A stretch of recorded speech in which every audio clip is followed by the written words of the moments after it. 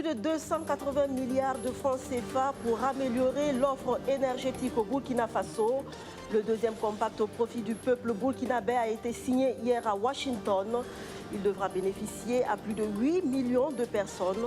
Le président du Faso, qui a assisté par visioconférence à la signature de l'accord de financement du Millennium Challenge Corporation, salue la solidarité du peuple américain. 64 Burkinabés sur 100 n'apprécient guère la politique gouvernementale en matière d'économie. C'est le 8e sondage de l'Afrobaromètre au Burkina Faso qui le révèle. 1200 personnes des villes et des campagnes du Burkina ont été touchées par l'enquête menée par le CGD, le Centre pour la gouvernance démocratique, qui a rendu public mardi dernier à Bobo-Dioulasso les résultats de ses recherches. Et puis cette décision du Royaume-Uni qui ne passe pas en France, 14 jours de confinement pour tout voyageur en provenance de l'Hexagone. Paris est dans tous ses états et annonce une mesure de réciprocité. Voilà pour les titres, mesdames, messieurs. Bonsoir et merci de nous choisir. Ça y est, le Burkina Faso tient son second compact, près de 285 milliards de francs CFA. Le Millennium Challenge Corporation s'est engagé à décaisser ces fonds au profit du peuple burkinabé. Plus de 8 millions de personnes devraient voir leurs conditions de vie changer, notamment en termes d'accessibilité à l'énergie. Depuis le palais de Kosiam, le président du Faso a pu suivre par visioconférence la signature de la convention de financement intervenue ce 13 août aux États-Unis. La correspondance de Hassan Nakro depuis Washington. 500 millions de dollars, soit environ 285 milliards de francs CFA, c'est le montant que le Burkina Faso vient de décrocher auprès du Millennium Challenge Corporation, MCC, ici aux États-Unis. La signature de cette convention sous forme de subvention au secteur de l'énergie s'est effectuée ce jeudi 13 août au siège de la dite institution à Washington. Ce compact est le produit d'une longue étude qui a duré au moins 3 ans et demi, parce qu'il a été question de voir, d'apprécier la situation économique du Burkina, et de comprendre qu'est-ce qui constitue en fait les contraintes majeures à la croissance économique du Burkina. Et grâce à l'équipe du MCC aux États-Unis et grâce à l'équipe technique du projet au Burkina, je pense qu'ils sont arrivés à un point commun de dire que c'est l'énergie, l'électricité qui constitue le principal blocage. Le faible accès, la qualité qui laisse à désirer et le coût élevé de l'électricité constituent un véritable problème pour le développement du pays. Ainsi, avec ce compact 2, beaucoup de changements seront opérés. Et je crois que dans cette phase importante, l'accent va être mis sur les grandes villes comme Bobo et Ouaga. Et vous savez qu'aussi il y a un programme lié au développement des capacités du secteur de l'énergie. Et je crois que c'est un ensemble qui devait favoriser et les foyers au Burkina Faso et aussi les petites et moyennes entreprises, y compris les grandes entreprises, de faire en sorte que l'énergie ne soit plus un facteur bloquant, mais un facteur qui stimule la croissance au Burkina Faso. Le compact n'est pas uniquement centré sur l'énergie, d'autres secteurs seront également touchés. En tout cas, le compact, il s'agit de 3 projets. Il y a un projet réforme et renforcement de capacité et 2 projets de l'infrastructure de l'énergie, surtout pour le renforcement du réseau national de la Sonabel. Et là, dans chaque projet, il y a plein d'activités. Donc, on peut dire qu'il y a pas mal de projets qui sont dans l'ensemble de compact. Cette phase 2 de ce compact a été signée en présence virtuelle du chef de l'État burkinabé, Rochma Christian Kaboré, qui est intervenu par visioconférence et qui a pu suivre le processus de la signature en direct depuis Kosiam. Rochma Christian Kaboré et tous les autres candidats à l'élection présidentielle d'octobre prochain au Burkina Faso, à qui le CGD offre l'opportunité d'affiner leur programme de société. Le Centre pour la gouvernance démocratique vient de publier les résultats de son 8e sondage. Il porte sur les expériences et appréciations des Burkinabés de la situation économique du pays. Le rapport rendu public mardi dernier à Bobo-Dioulasso révèle l'insatisfaction de 64% des enquêtés. Kader Kondé, Soto Justin Dabiré. Plus de 64% des Burkinabés pensent que l'orientation du pays s'inscrit dans la mauvaise direction, alors qu'en 2015, 83% pensaient qu'il allait dans le bon sens. C'est ce qui ressort des enquêtes d'Afrobaromètre. Selon ces enquêtes, une partie non négligeable de la population burkinabé manque de biens de première nécessité.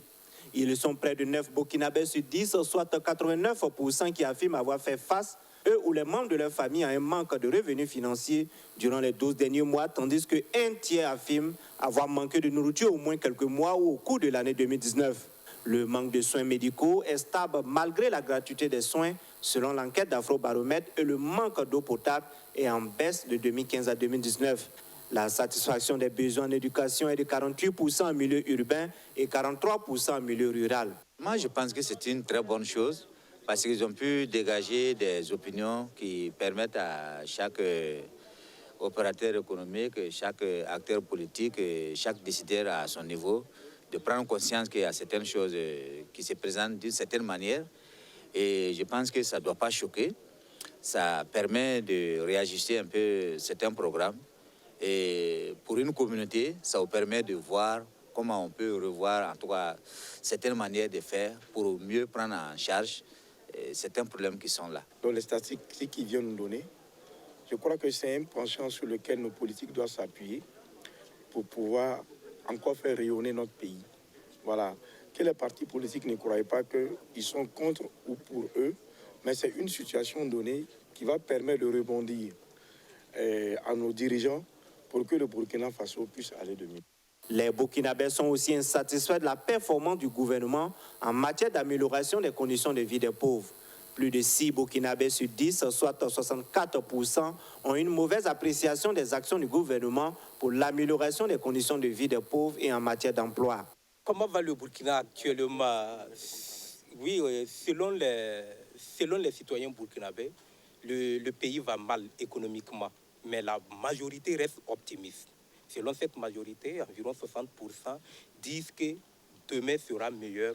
Plus de la moitié, soit 56% des Burkinabés, disent que le gouvernement actuel travaille bien à l'amélioration des services de santé de base et à la satisfaction des besoins d'éducation.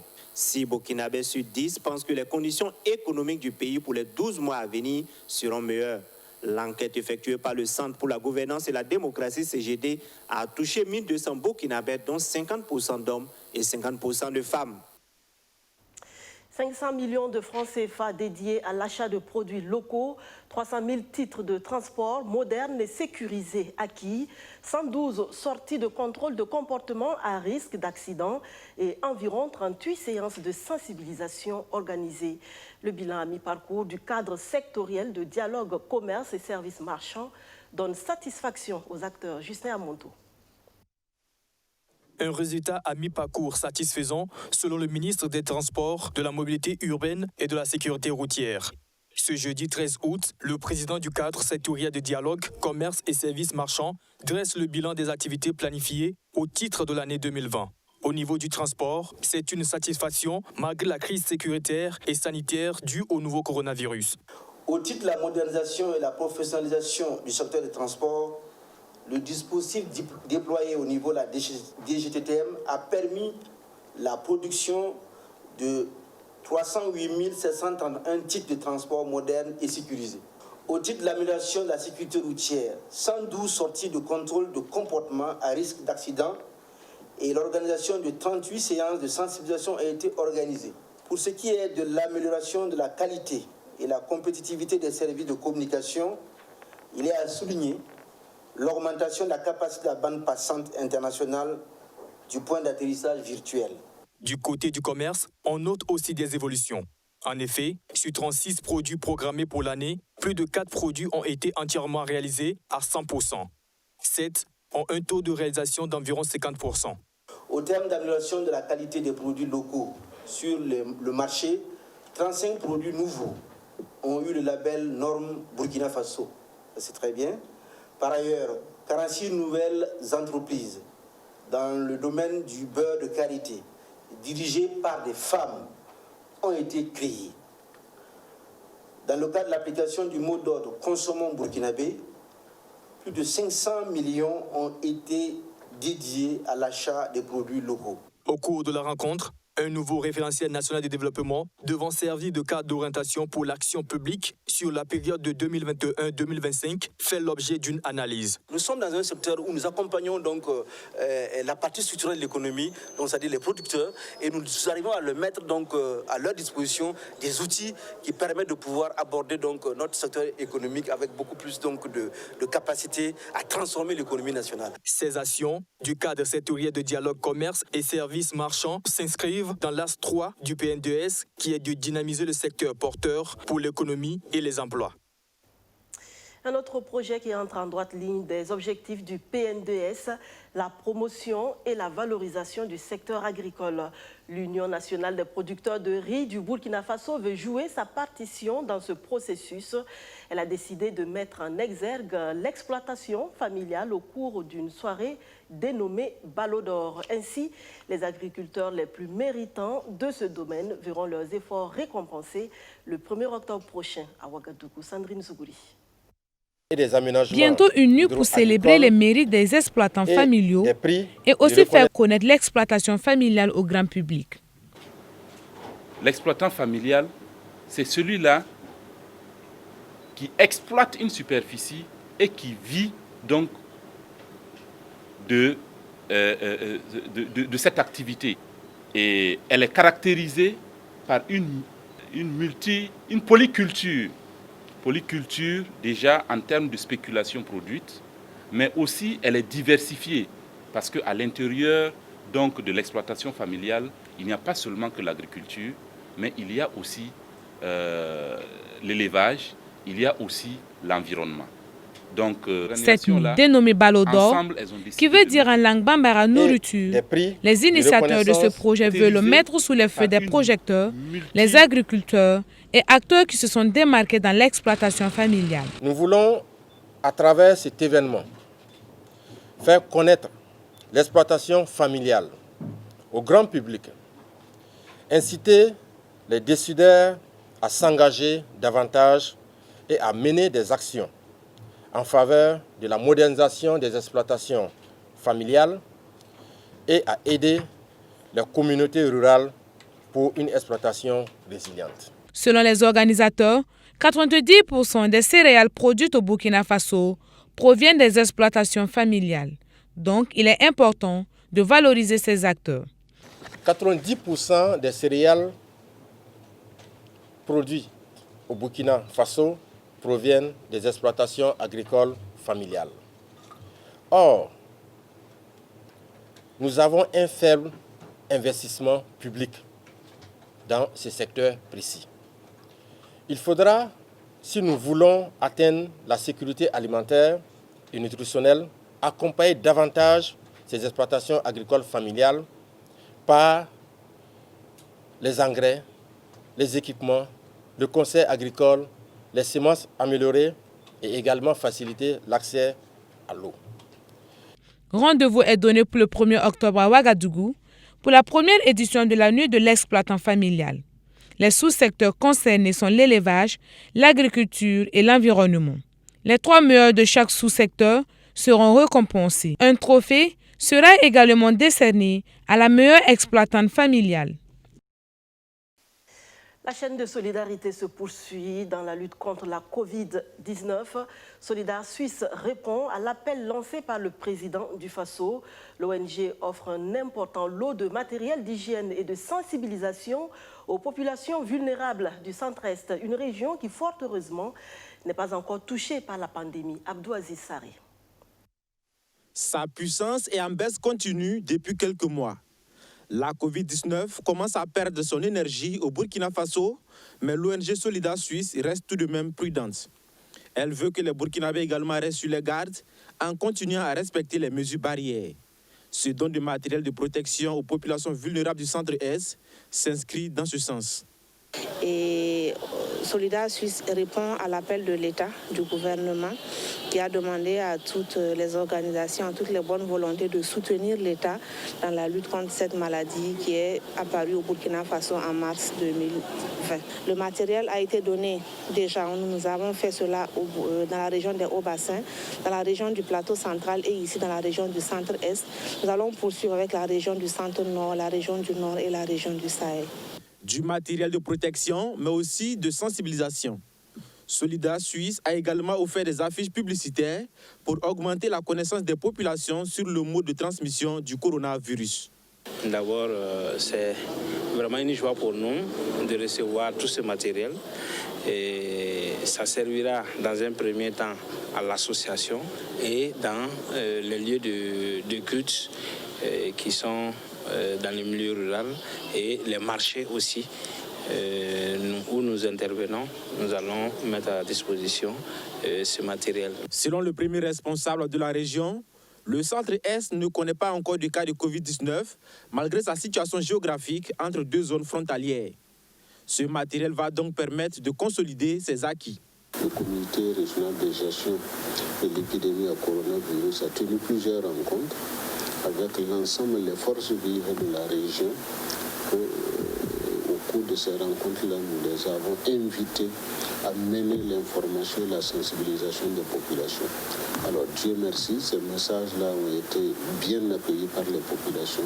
Je crois que c'est ça qui fait que nous sommes épargnés de la maladie. Donc c'est le lieu pour moi alors au nom du gouvernement et au nom des populations bénéficiaires de remercier Solidaire Suisse plutôt pour sa contribution importante à la lutte contre la maladie dans notre région. 25 millions de francs CFA, c'est le coût global des dons. Ils s'inscrivent dans le cadre du projet Appui à la résilience des populations vulnérables face à la Covid-19. Un projet qui va durer 6 mois. La pandémie de la Covid-19 contenue tant bien que mal en Afrique, l'Europe ne sait toujours pas où donner de la tête. La réouverture des frontières des différents États ne facilite pas les choses. Les mesures d'hygiène prises par les uns sont mal accueillies par les autres. La France et le Royaume-Uni sont en froid. La France a dans la foulée annoncé une mesure de réciprocité et dit regretter la décision britannique. Londres a décidé ce jeudi d'imposer 14 jours d'isolement aux personnes venant de l'Hexagone, où les indicateurs épidémiques se dégradent. L'obligation sera effective dès jeudi matin, ont précisé les autorités. Ce soir, nous annonçons qu'une période de quarantaine sera désormais mise en place au retour de nouveaux pays, dont la France, les Pays-Bas et d'autres. Nous avons travaillé dur pour faire baisser les chiffres de la circulation du virus ici et nous ne pouvons pas nous permettre de réimporter des cas venus d'ailleurs. La France, les Pays-Bas, mais aussi Malte et Monaco rejoignent une liste où figurent déjà la Belgique et l'Espagne. Au Royaume-Uni, le virus circule toujours. Plus de 1000 nouveaux cas ont été annoncés mardi, puis mercredi. Ici à Northampton, dans cette usine de sandwich, jusqu'à 273 salariés viennent d'être testés positifs. Si Fidel Castro vivait toujours, il aurait eu 94 ans ce 13 août. Malgré sa disparition survenue en 2016, le peuple cubain maintient la flamme de ses œuvres et l'occasion de son anniversaire de naissance est toujours mise à profit. À Ouagadougou, une exposition des portraits du Maximo a été organisée hier par la représentation diplomatique cubaine au Burkina, Abdou Aziz Sari. Une projection d'images pour l'anniversaire de celui qui a dirigé l'île pendant près d'un demi-siècle. Cuba fête les 94 ans de la naissance de Fidel Castro. Des initiatives ont fleuri partout dans le monde, comme cette exposition à Ouagadougou, qui retrace la vie de celui que l'on appelait El Comandante. C'est une date qu'on célèbre toujours à Cuba. Pas de grandes activités comme ça, mais on marque la date d'une façon ou d'autre. Alors, on a décidé de faire une petite exhibition de photos de différents moments de la vie de Fidel Castro, particulièrement des premières années de la Révolution. C'est un simple hommage, mais nous croyons que c'est important dans une date comme la date d'aujourd'hui. Donc, bon anniversaire au El Comandante et que son œuvre continue d'inspirer ceux d'aujourd'hui, mais ceux aussi de demain. Héros du mouvement du 26 juillet, Fidel Castro prend le pouvoir en 1959 après 6 ans de lutte armée. Il installe une administration communiste de type soviétique à Cuba. Les systèmes universitaires de santé deviennent gratuits, les libertés sont-elles fortement réduites, les opposants au régime emprisonnés et la presse muselée. Il faut simplement saluer l'initiative de Madame l'ambassadrice qui aujourd'hui nous rappelle que des hommes comme Fidel Castro demeurent immortels. Mais c'est à nous maintenant de savoir nous inspirer, de savoir prendre son exemple. Et comme le président du MPP le disait tout à l'heure, c'est un combat universel. Il faut mutualiser tous ces efforts-là, mais rester aussi fidèle, comme Fidel lui-même l'a été, à ces valeurs que nous défendons et de pouvoir léguer cela à toutes les générations futures. De sérieux problèmes de santé contraignent Fidel Castro à se retirer définitivement de la vie politique en 2008. Il laisse le pouvoir à son frère Raoul avant sa mort en 2016. L'histoire du peuple Sénoufo retracée dans un musée dédié à ce peuple de l'ouest du Burkina Faso. Le musée, situé à Bobo-Dioulasso, a reçu mardi la visite du ministre en charge de la culture, Abdoul Karim Sango, qui s'est également rendu le même jour au musée Sogosira Sanou. Le point sur 7 journées musée du ministre de la Culture avec Soto Justin Dabiri. Inspecteur d'enseignement du premier degré à la retraite, Amos Ouedraogo découvre pour la première fois, dit-il, le musée communal Sogosira Sanou, situé en plein cœur de la ville de Bobo-Dioulasso. La case Peul, la maison Bobo, des objets d'art, autant d'œuvres qui ont émerveillé notre visiteur du jour. C'est une grande histoire que chaque Burkinabé devrait apprendre parce que ça nous enrichit. Et il y a la diversité ethnique. Et ça, c'est très important. Ce n'est pas parce qu'on est à Bobo que tout est ici, tout est dans le musée. En tout cas, j'ai été émerveillé. Et je crois que la prochaine fois que je viendrai, il y a des aspects qui vont échapper parce que on est pris par le temps, mais je reviendrai pour mieux comprendre. Ce sont près de 4000 personnes qui ont visité ce musée dans le premier trimestre de l'année 2020, selon Ilassa Salgo, technicien supérieur du musée. L'histoire du musée communal Sogosira Sanou remonte à mars 1990. Il a vu le jour grâce à l'effort conjugué des communautés Bobo Peul et Sénoufo.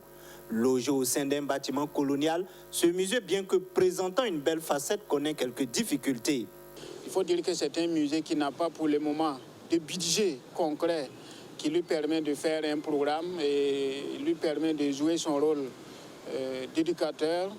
Et donc cela, c'est vraiment le problème principal du musée. Nous, on a d'autres problèmes matériels, des problèmes techniques, mais on s'est dit avec l'accompagnement financier, cela permettra en tout cas de résoudre les autres formes de difficultés que nous rencontrons. Aussi, il faut dire que les bâtiments, les locaux du musée sont en difficulté, mais nous remercions le maire de la commune de Bobo qui a accepté de rénover le bâtiment qu'on peut voir maintenant, mais il y a toujours des choses à faire. Parce que les habitats traditionnels que vous voyez sont en état de délabrement.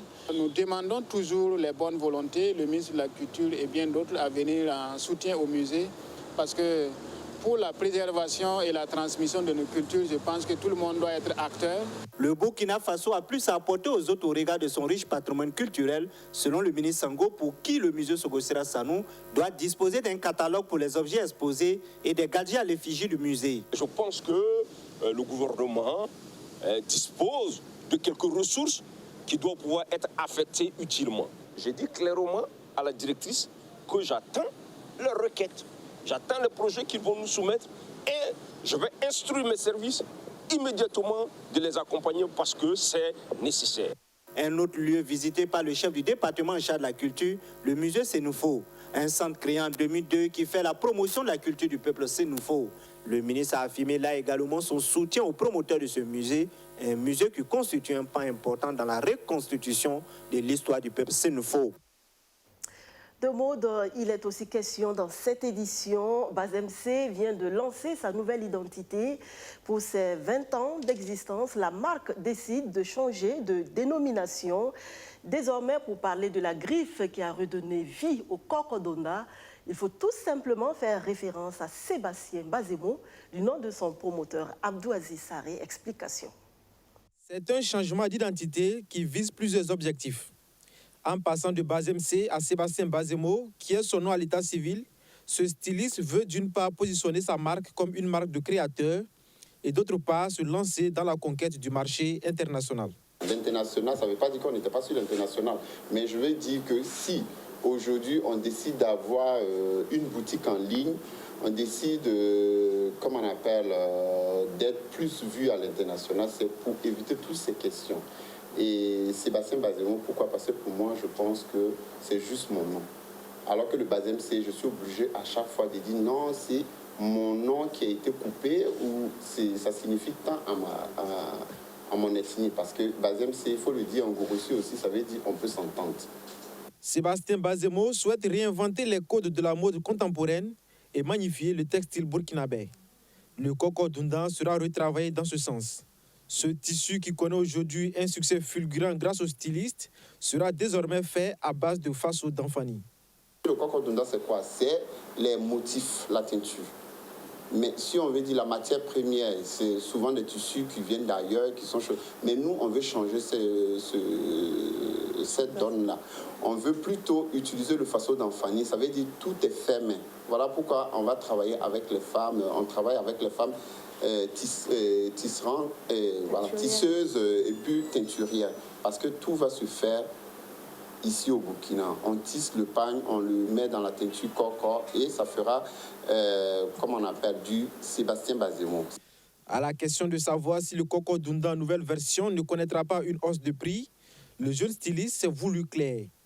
Pourquoi maintenant que on fait transformer le Cocodonda qui épargne nos mamans de la souffrance, parce que c'est pour les aider.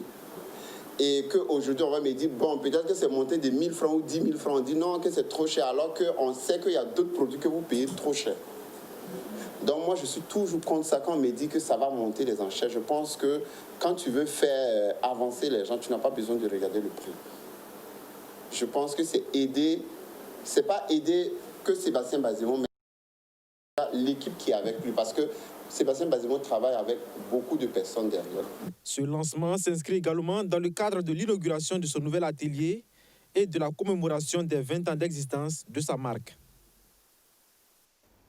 Il n'est point de trahison qu'on ne puisse pardonner, même s'il est plus difficile de pardonner à un ami plutôt qu'à un ennemi. Le pardon est la base de tout. Il définit qui nous sommes et qui nous voulons être. Vous voulez avancer facilement et librement dans la vie. Libérez-vous des charges inutiles. Libérez votre esprit et votre cœur. Soyez léger, soyez en paix, soyez en joie. Oui, il n'y a que le pardon pour nous libérer de certaines chaînes. Pensez-y et n'oubliez surtout pas que nul n'est infaillible. Nous avons tous quelque chose à nous faire pardonner. Merci de votre fidélité à BF1. J'espère vous retrouver demain.